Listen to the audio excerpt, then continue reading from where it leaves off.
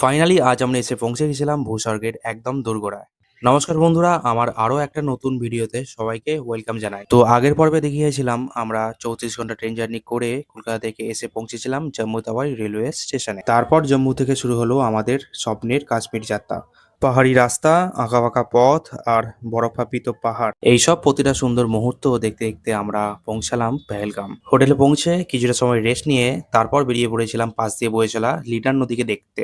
চারিদিকে বরফে ঢাকা পাহাড়, সবুজ উপত্যকা আর লিডার নদীর কলকল শব্দ। প্রকৃতির এই সৌন্দর্য ভাষায় প্রকাশ করা সত্যিই কঠিন। পরের দিন সকালে লোকাল ক্যাব ভাড়া করে প্রথমে পৌঁছালাম চন্দনবাড়িতে। এখানের বরফে ঢাকা পাহাড় আর হিমেল বাতাস মনটা একেবারে সত্যি ভরিয়ে দিল। তারপর এসে আমরা পৌঁছালাম আরু ভ্যালিতে। নীরব, শান্ত আর ছবির মতো সুন্দর এখানকার প্রতিটি দৃশ্য শুধু ক্যামেরায় না, মনে গেঁথে থাকবে সারা জীবন। সময়ের অভাবে সেদিন আর বেতাব ভ্যালি যাওয়া হয়ে ওঠেনি আমাদের। কাশ্মীর গেলে পেহেলগামের এই 3টি জায়গা কিন্তু অবশ্যই ঘুরে দেখবে। আরও এমন সুন্দর সুন্দর ট্রাভেল জার্নির জন্য সঙ্গে থাকুন। লাইক এবং ফলো করতে ভুলবেন না যেন।